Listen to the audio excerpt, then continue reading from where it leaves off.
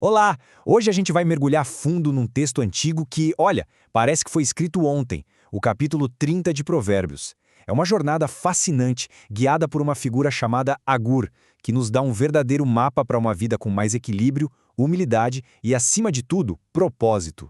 Para começar, que tal uma ideia que vira nosso pensamento de ponta cabeça? No mundo que vive nos dizendo para sermos especialistas, para termos todas as respostas, essa análise parte de uma pergunta bem provocadora. E se o começo da sabedoria não for o que a gente sabe, mas sim o que a gente admite que não sabe?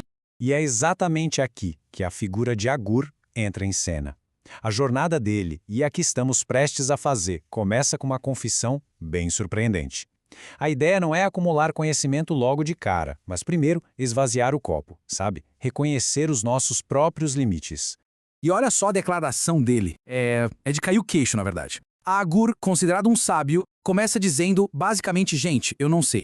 Ele já estabelece que a sabedoria de verdade, aquela mais profunda, não vem só do nosso intelecto. É uma admissão radical de que, por mais que a gente se esforce, somos limitados e precisamos de uma fonte que está além de nós.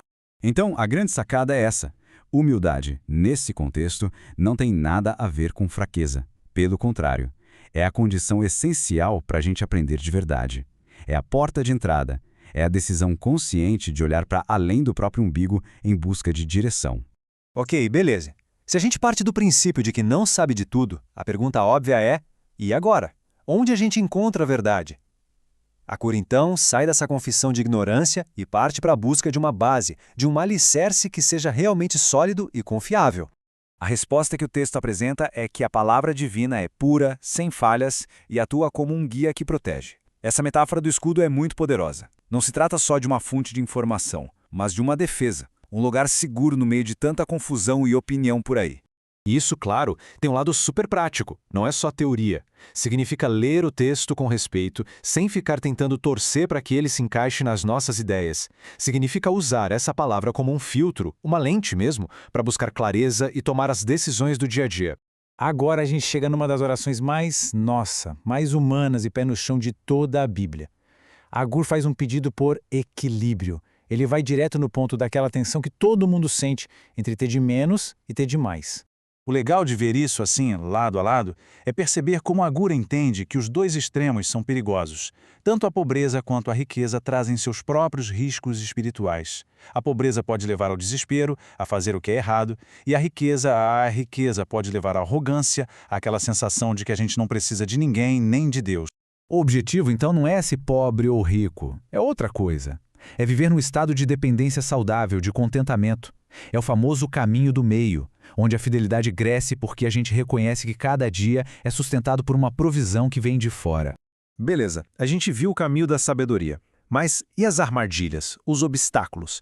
Agora nos dá uma espécie de guia de campo para a gente conseguir identificar aquelas atitudes e desejos destrutivos que podem tirar qualquer um do rumo.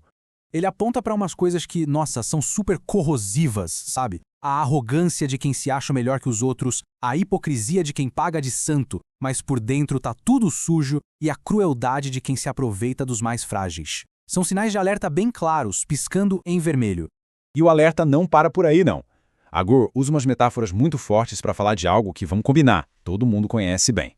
O desejo que nunca se satisfaz. Aquele sentimento de que nunca é o bastante.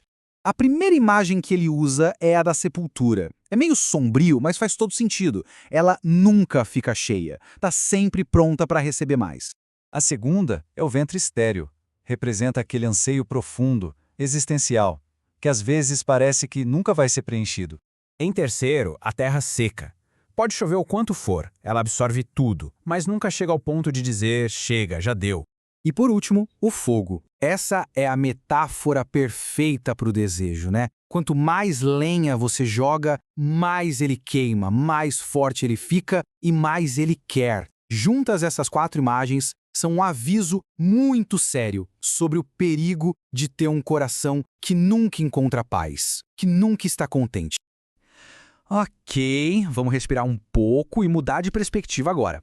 Depois de olhar tanto para dentro, para as nossas falhas, Agur faz um convite. Vamos olhar para fora, para a natureza. Ele mostra que lições profundíssimas de sabedoria podem ser encontradas nos lugares mais improváveis. E é genial o jeito que isso mostra que a sabedoria está em todo lugar, se a gente souber olhar. As formiguinhas nos ensinam sobre trabalhar duro e se preparar para o futuro. Os arganazes, que são bichos pequenos, sobre encontrar segurança e organização. Os gafanhotos, que mesmo sem ter um chefe, avançam todos juntos, em união. E até a lagartixa, que a gente vê subindo pelas paredes, nos ensina sobre ter ousadia e propósito até nos lugares mais importantes. E agora a gente chega no grande final, na aplicação de tudo isso. Depois de falar de humildade, de equilíbrio, de observação, tudo deságua na disciplina pessoal. É aqui que a teoria encontra a prática de verdade.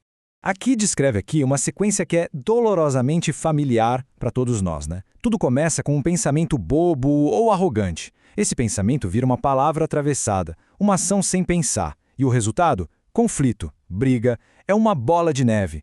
Uma progressão que parece inevitável se a gente não cortar o mal pela raiz. E a solução? Puxa, ela é tão simples de entender, mas tão difícil de fazer. É o autocontrole. É o simples ato de parar, de calar a boca, de respirar fundo e pensar de novo antes de deixar que o impulso cause um estrago. É o poder da pausa. Então, para a gente fechar e amarrar tudo, aqui estão os pilares, o resumo da ópera para colocar em prática no dia a dia. Começar o dia com humildade. Buscar o equilíbrio e o contentamento, fugindo dos extremos. Viver com integridade, dizendo não à arrogância. E, finalmente, praticar a autodisciplina sobre o que a gente pensa, o que a gente sente e, principalmente, sobre o que a gente fala. E para terminar, fica essa provocação. A nossa cultura muitas vezes celebra exatamente o contrário do que a Agur ensina. A gente valoriza a autossuficiência, busca os extremos da riqueza e quer tudo para ontem. Pensando nisso, qual dessas virtudes, humildade, equilíbrio, integridade ou autocontrole, parece ser a mais difícil ou talvez a mais necessária para se cultivar na vida hoje em dia? Fica aí a pergunta para a gente refletir. Obrigado pela companhia.